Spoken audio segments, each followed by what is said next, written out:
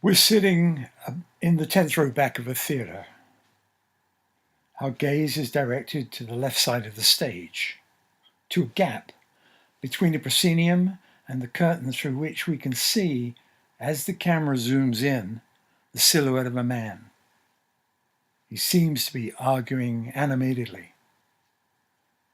But before we can deduce more, the soft ambient lighting fades and the band begins to play. So we turn our attention to the center of the stage. The spotlight clicks on, and to a great burst of applause through the curtain steps Flip Wilson. The surrounding din subsides, and Flip begins his monologue. I spent last weekend at a friend's house upstate, way out of town. Lovely place. Saturday morning, I get up early, the birds are singing. It's a gorgeous day, so I think I'll go for a walk.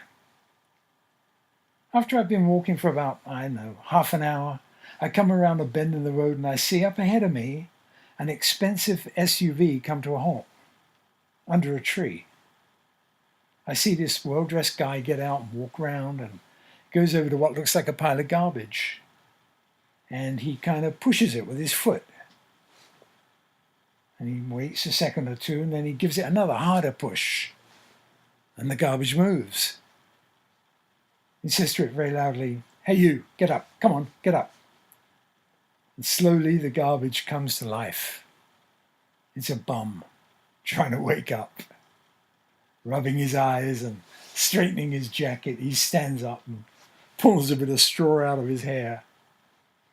The SUV guy says, "Come on, you got to move. This is private property. It's my land and I don't want you here." And the bum, still squinting in the light, says, "Your land? Your land? What makes it your land?" And the guy replies, "It is my land." And so the bum moves a little closer and he says, "Where'd you get this land from?" And the guy says, "If you must know, I got it from my daddy. He left it me." And the bum kind of sneers a little and he says, "Yeah? And where'd he get it?" And the guy says he got it from his daddy. And so the bum says, and where did he get it?" And the guy says, "He fought for it." And so the bum, drawing himself up, eyeball to eyeball, says, "That sounds fair enough. I'll fight you for it."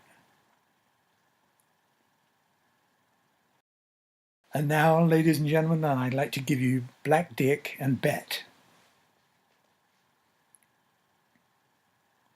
We are silent witnesses in a dark and silent street. The street lamps indicate obedient, dreary houses. We see no one. Turning, we realize we're at the foot of a fortress-like building. Cloud obscures a full moon. The building vignettes away in the gloom above. With a faint hum, a black sedan, a Citroën, arrives. It draws to a halt in the shadow of a wall. After some moments, we're able to discern dark figures flitting across the lighter parts. They come to the base of the building. A man and a woman, completely black from head to toe, and very live.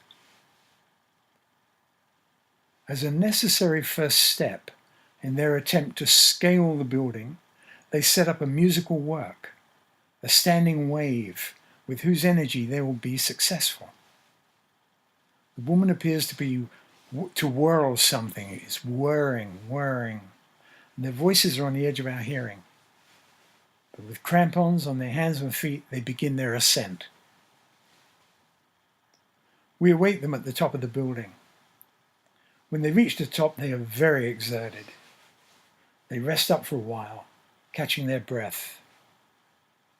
It is still quite dark, but we notice certain things, such as the woman seems to be in charge at this time, and she seems a little older, more mature. The man smiles a lot. He has teeth like Warren Beatty. They enter the building. We follow their progress. They are going to work their way to the center of the building, to the inner sanctum, where they know the black box will be. They pass through various security systems, successfully evading them. And however, now, outside the innermost room, the vault where the black box is kept, they pause. They're quiet. They compose themselves. Black Dick wears an outfit like an astronaut's jacket, from which he takes all his tools and devices, over pants like a mime tights. He's totally black. We discover later his clothes are iridescent dark green, and he wears a pointy hat. It is with this that he will deal with the box. Bet, Elizabeth, is similarly dressed, though she favors dark purple. In a suitable state of mind, Dick begins the final steps to acquire the box. We see it through a small circular window. It has the capacity to note disturbance in its environment, the presence of strangers. It stands in the center of a room in full view. Using his hat, the curious sighting ritual, Dick succeeds in confounding the box, and at the appropriate time, he walks in, removes the box, which now meekly allows this, walks out and closes the door. It is neither heavy nor large. In fact, it isn't a box, it's kind of a tetrahedron. They make their way back through the building. As they go through spaces that were in a virgin state before, they erase their tracks by walking backwards. Only the path of the box remains. They come to the roof again. It's a tense moment on the roof. It's the climax of their escapade. Dick gives the box to Bet, the tetrahedral shape clasped in her two cupped hands. Our camera moves away at this point. We see them now from the ground. We hear a peculiar noise, rather like a steel ball in a wooden box being shaken. And they swoop down to the ground, towards the camera and their waiting car. Almost without stopping, they sweep themselves into it and slip away. They take a cautious, though not tortuous, route. The sun is about to break over a hill. Dick is completing some alignments with the black box in preparation for his first encounter with it. It rests upon a plain tree trunk which is roughly the shape of a pentagram.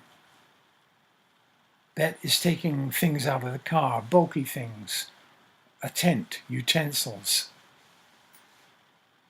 Dick begins sighting, manipulating events. Gradually we become aware of a sound. We realize it is provided by the box in response to Dick's request. From this one note, it becomes a beautiful musical piece. To this, the day. To this, the day. Bet appears not to hear it. Afterwards they wash, prepare themselves for food. The food looks exotic. Rabbit, eggs, frog's legs and watercress, and mint tea. During the meal we, as if at the next table, overhear fragments of conversation. The box, the time, from dawn to sunset, if all goes well. It's like opening a safe.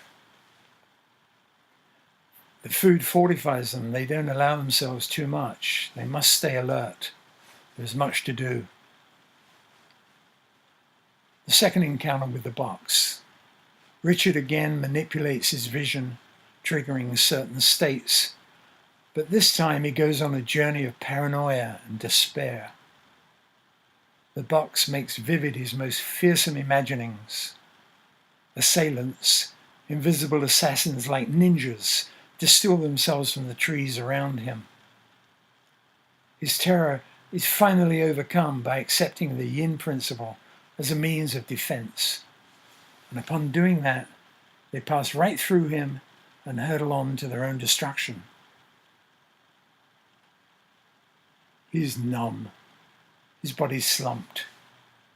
The box is silent.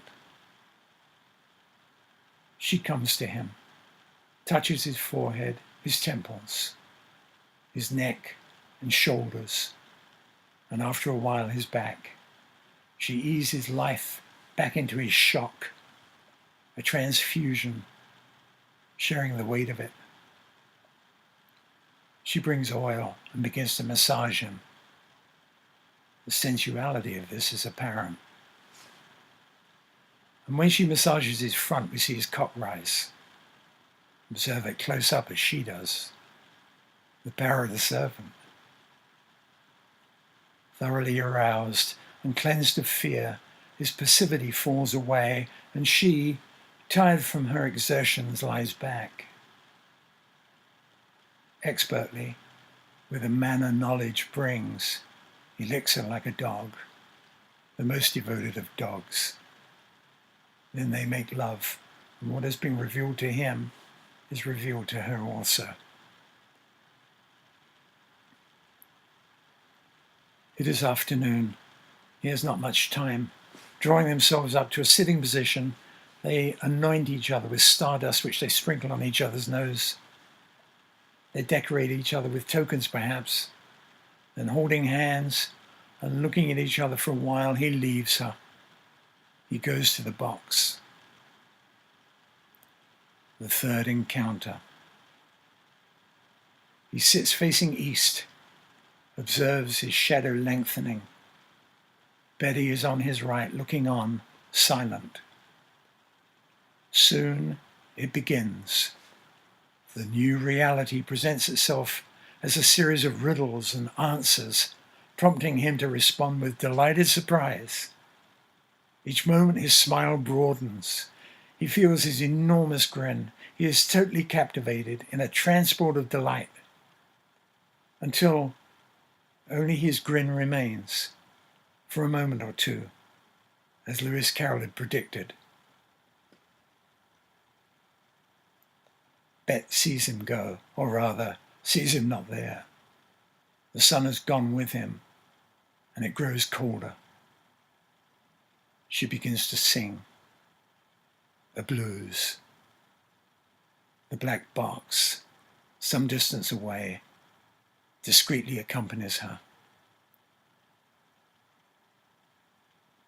The monitors, dark as night, advance towards the clearing. They come on foot, well armed. They seem to have known exactly where to look. They see Bet sitting in the twilight, silent.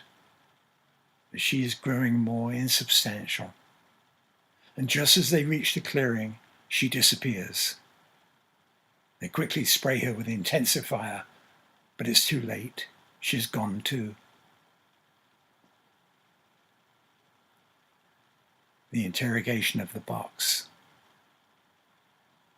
The monitors try to track the foxes, though they know, Heisenberg's observer effect, that each attempt they make will erase what they seek. And as time runs out, they become more and more frustrated. The box, sphinx-like, becomes more mysterious and barely escapes destruction from the angry interrogators. The experience affects both men profoundly. The box is carried into the vault. We see it placed on a stand, silhouetted against the open door. The monitor turns and closes the door and turns the key. It is totally dark in here. His footsteps recede into silence.